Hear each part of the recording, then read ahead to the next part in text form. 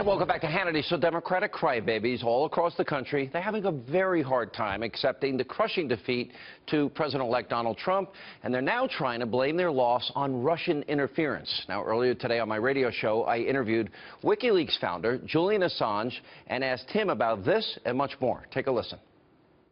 Our source is not the Russian government. So, in other words, let me be clear. Russia did not give you the Podesta documents or anything from the DNC. That's correct. Can you confirm whether or not you have information involving hacked info from the RNC? We received about 3 pages of information to do with the RNC and Trump.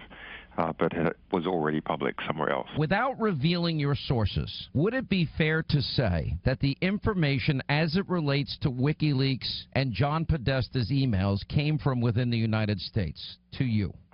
We have said it has not come from a state party. We know where it came from originally, of course. It's John Podesta, it's from the DNC, etc.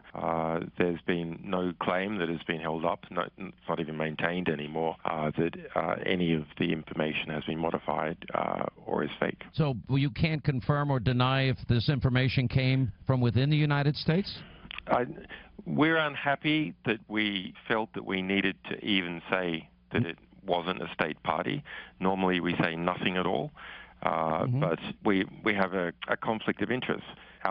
We have an excellent reputation, a strong interest in protecting our sources, and so never saying anything about them, never ruling anyone in or anyone out. We sometimes do it. We don't like to do it. We have another interest, which is maximizing the impact of our publications. Let me ask you this then. So here, in order to prevent a distraction attack against our publications, we've had to come out and say, no, it's not a state party. Stop trying to distract in that way. Pay attention to the content of the publication. So in other words, when you say state party, it wasn't another state like Russia or some other country. Correct. How secure is America's agencies, American government, America's secrets? Everything is almost completely insecure now. The computer systems have become so complex that it is not possible to understand all the parts, let alone secure them. It is just impossible. So, and that goes for individuals as well as a government? It goes for all of us. Let me ask you about the Craig Murray, former British ambassador to Uzbekistan, an associate of yours. He was quoted in the Daily Mail that he flew to Washington, D.C. for the emails. He claimed he had a clandestine handoff in a wooded area near American University with one of the email sources, and the leaker's motivation was, quote, disgust at the corruption of the Clinton Foundation and the tilting of the primary election playing field against Bernie Sanders, and he said the source had legal access to the information. The documents came from inside leaks, not from hacks. Yeah, we don't comment on sourcing. Craig Murray is a former UK ambassador. He is a friend of mine. He is not authorized to speak on behalf of WikiLeaks. Are you angry that he gave this interview? I just don't want to go anywhere near that. Is it much more likely that would have happened versus the Russians? I don't want to be drawn on this. Okay. We have to protect our sources. All right, here now with reaction, the co-host of the hit show The Five, Eric Bolling, Kimberly Guilfoyle. You know, it's amazing. They ignored the collusion between the media and, of course, the Clinton campaign. They ignored that. The racism, misogyny, sexism, anti-Semitism of the DNC. The only thing that matters here, if it hurts Donald Trump, let's make it up, even though he denies it, and there's no evidence that proves it. Liberals, anti-Trumpers. Remember, Hillary Clinton didn't want to come out and concede the election that night. Allegedly, reports say she got very violent with Podesta and Robbie Mook. Okay, it was their fault first.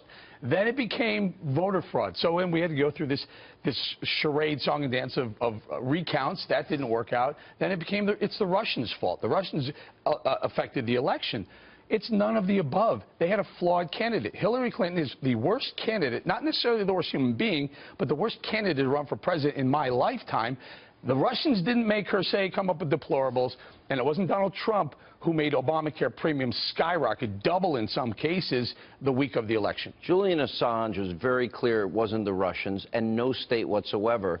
There was a report earlier today, dailymail.com, about Craig Murray, WikiLeaks, former ambassador to Uzbekistan, claiming he had a at a meeting, a clandestine handoff in a wooded area near American University with the source, and that the source was within the Clinton campaign, and they were disgusted at the corruption of the Clinton Foundation and the tilting of the primary election field against Bernie Sanders, and that this source had legal access to those emails. Right, so pretty compelling, like, factual narrative there to say exactly what the genesis of this was.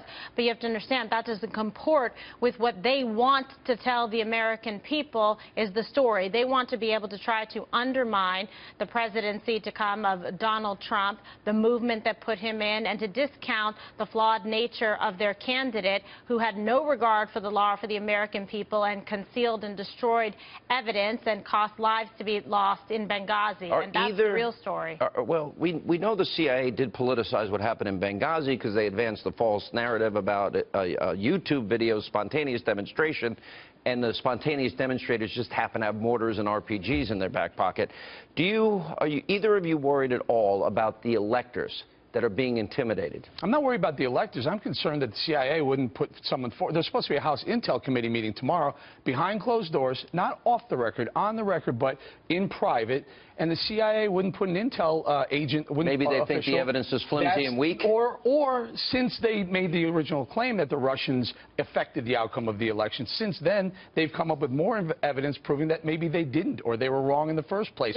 Yeah, at the very least, show up and let the House Intel Committee find out. That's what oversight's supposed to be about. Well, my sources in the CIA that I spoke to about this told me there's a divide even within the CIA, that many of the old guard, the actual operatives, the people doing the hard work in and out, are in, I guess, basically in conflict with some of the younger analyst types who are more politically leaned toward Hillary Clinton, and that's really what has gone on here, and it shouldn't be that way. But so far, you're not hearing specific evidence, credible evidence, to say that the Russians had anything to do with hacking or, in fact, affecting any voter fraud in the outcome of the United States presidential election. All right. Thanks, both of you, for sticking around late as you do. We appreciate you always being here. Thank you. Thanks, John.